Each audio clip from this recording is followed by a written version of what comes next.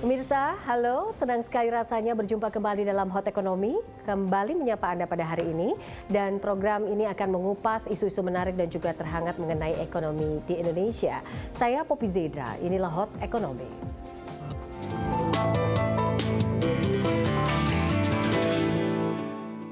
Pemerintah memutuskan untuk sementara waktu tidak memungut biaya ekspor atas minyak kelapa sawit dan juga turunannya.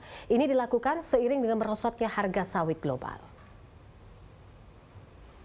Harga minyak kelapa sawit global menunjukkan tren penurunan dalam beberapa waktu terakhir. Harga di CIF Rotterdam yang masih berada di atas $520 Amerika Serikat per ton di akhir Oktober kini jatuh ke level $400-an.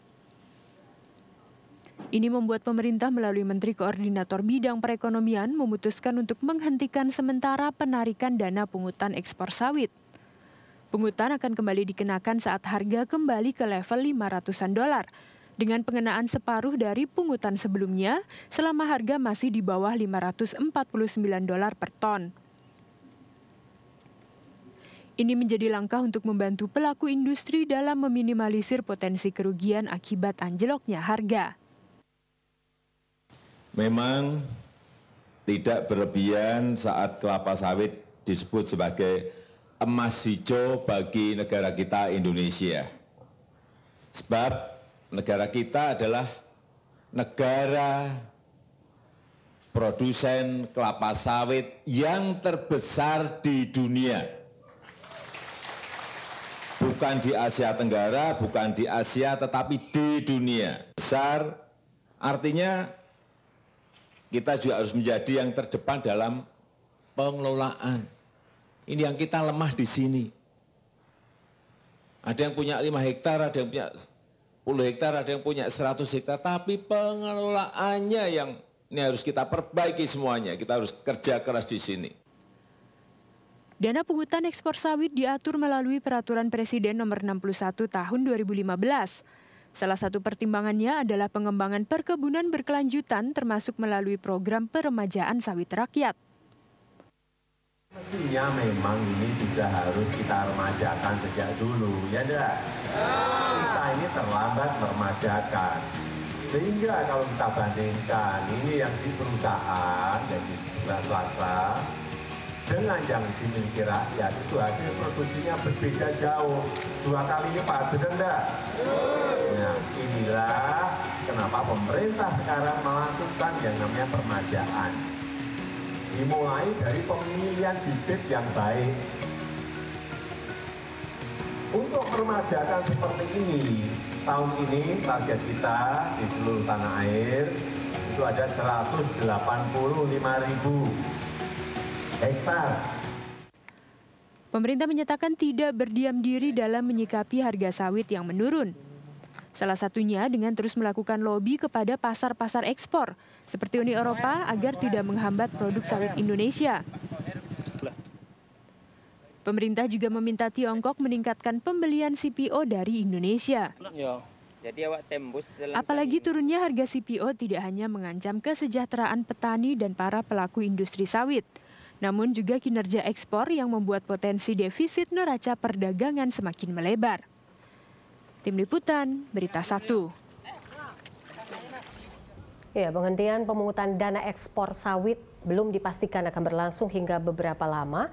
Namun pungutan ini akan kembali ditarik ketika harga CPO naik lagi di angka $500 atau di atas $500, pemirsa.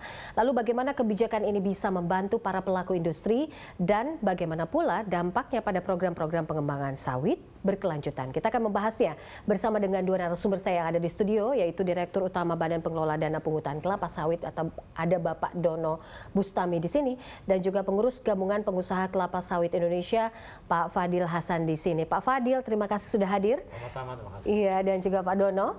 Oke. Selamat malam. Ya, selamat malam dan juga terima kasih sudah hadir. Kalau kita lihat tadi sudah ada data-data yang diungkapkan bahwa harga CPO 530 US dollar per ton ya, kemudian menurun menjadi 420 per ton. Benarkah bahwa CPO ini loyo, Pak Fadil? Loyo dalam pengertian harganya. Dalam pengertian harganya. Ya, kalau dalam pengertian harganya memang dalam beberapa tahun terakhir ini mengalami tren penurunan, sehingga saya kira mencapai bottomnya ini ya sekarang ini kan. Sejak kapan? Itu trennya terus menurun gitu kan dalam dua tahun terakhir ini. 2 tahun terakhir, oke. Trennya selalu begitu dan sampai sekarang kan mengalami bottomnya lah, angka yang paling rendah mungkin dalam 3 tahun terakhir ini. Dan itu kan harga CPO itu dipengaruhi oleh berbagai faktor ya. Yang biasanya menjadi referensi itu yang pertama harga minyak dunia. Ya kan, walaupun ini dalam beberapa bulan terakhir ini juga ada anomali gitu kan, harga minyak dunia waktu itu trennya meningkat, tapi harga CPO-nya nggak mengikuti gitu. Itu juga ada anomali yang memang masih perlu penjelasan lebih lanjut lah mengapa. Tapi juga ada dipengaruhi juga oleh permintaan daripada negara-negara importir CPO kan, India, kemudian Eropa, kemudian Cina dan Pakistan, Bangladesh dan seterusnya. Itu yang kedua. Kemudian yang ketiga juga karena CPO ini kan produk substitute ya dengan vegetable oil lainnya seperti rapeseed, soybean dan seterusnya. Yang memang terutama soybean ini, kedelai itu juga produksinya tuh bagus kan, dalam tahun terakhir ini sehingga mereka juga mengalami penurunan juga harga daripada kedelai itu. Nah, ini kemudian berdampak pada harga CPO. Nah, tentu ada faktor-faktor lain tadi dikatakanlah ada kampanye negatif gitu, terhadap CPO di negara-negara importir dan seterusnya ini. Ini yang menyebabkan saya kira CPO ini mengalami penurunan yang kalau dari sisi produksi sendiri seperti apa Pak? Kondisi produksi di Indonesia ini kemudian banyaknya demand, kurangnya demand begitu. Kalau produksi di Indonesia pada tahun 2018 ini memang mengalami peningkatan yang cukup signifikan. Jadi ini kalau dari sisi produksi memang baik sekali gitu ya.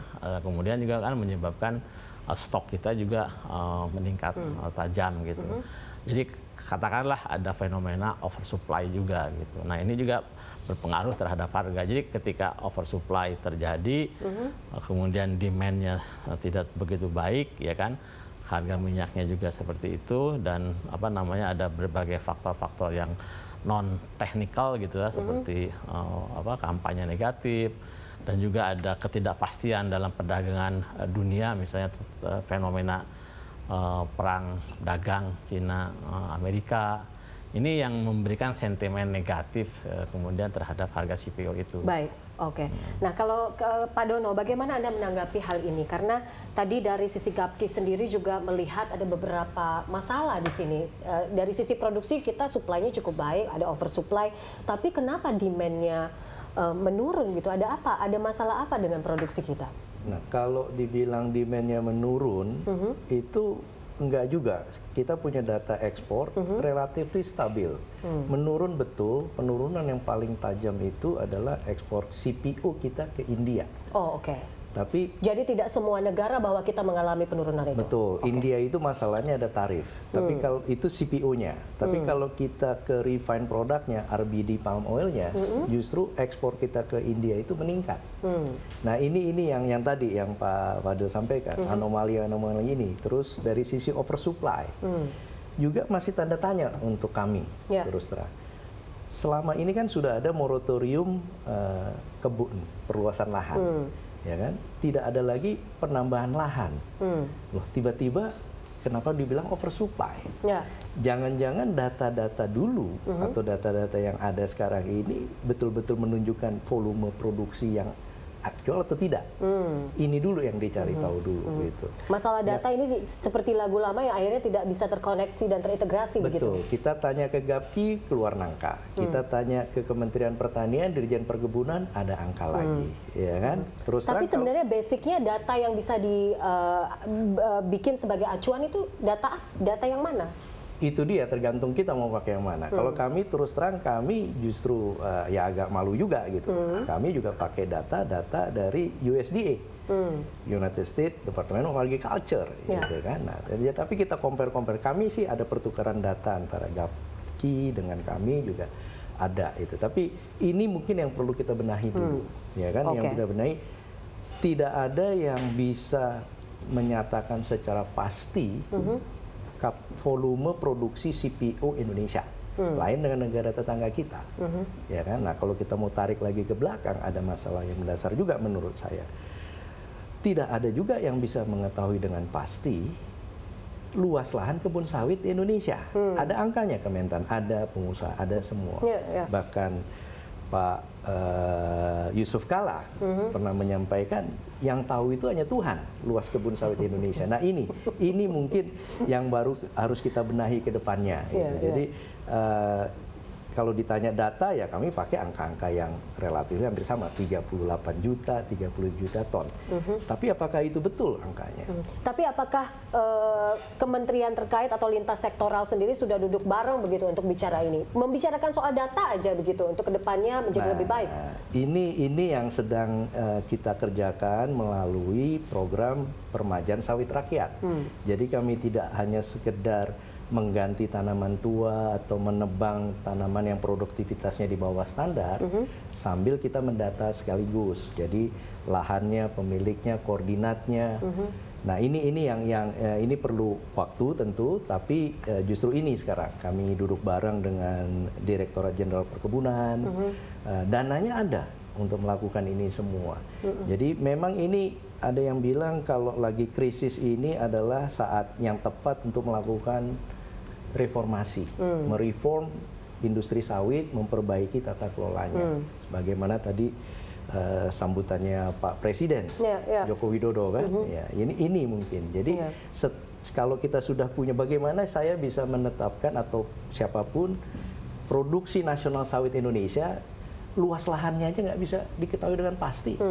Ini satu hal ya. Iya, angkanya ada macam-macam. Baik.